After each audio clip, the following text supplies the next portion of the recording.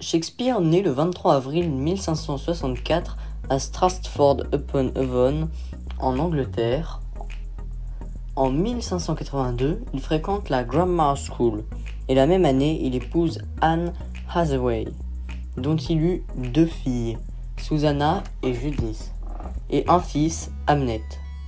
À sa biographie manquent quelques années cruciales, The Lost Years, entre 1585 et 1592. On perd la trace de Shakespeare en 1585.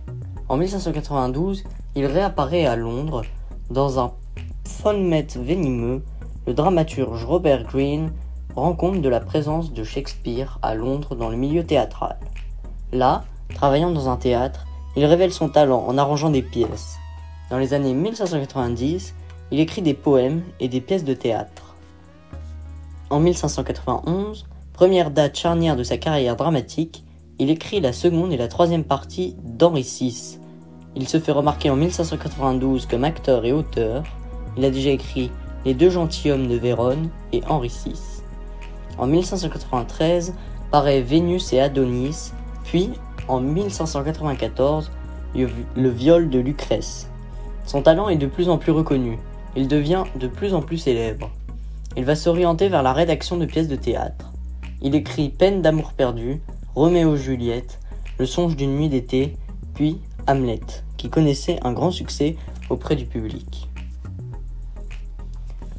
En 1599, la compagnie de Shakespeare ouvre à Londres un théâtre appelé le Globe. Jacques VI d'Écosse, fils de Marie Stuart, est couronné roi d'Angleterre sous le nom de Jacques Ier. Les auteurs de la troupe de théâtre deviennent, en 1603, les hommes du roi. Les années suivantes sont les plus importantes de sa carrière d'écrivain. De 1604 à 1607, il compose Othello, Macbeth et le roi Lear. Puis, au cours de l'automne, 1609, commence à travailler pour le théâtre Blackfriars. L'été 1613, le théâtre du Globe est incendié pendant une représentation de la pièce « Tout est vrai ». Henri VIII. Cet incendie marque la fin de la carrière de Shakespeare, qui déjà s'était retiré pour rédiger 3 pièces, Cymbeline, Le Conte d'hiver et La Tempête. Selon certaines sources, la santé de Shakespeare était alors chancelante. Il aurait contracté la fièvre et meurt en 1616 à l'âge de 52 ans. Il est enterré dans l'église même où a eu lieu son baptême, de plus au mois d'avril.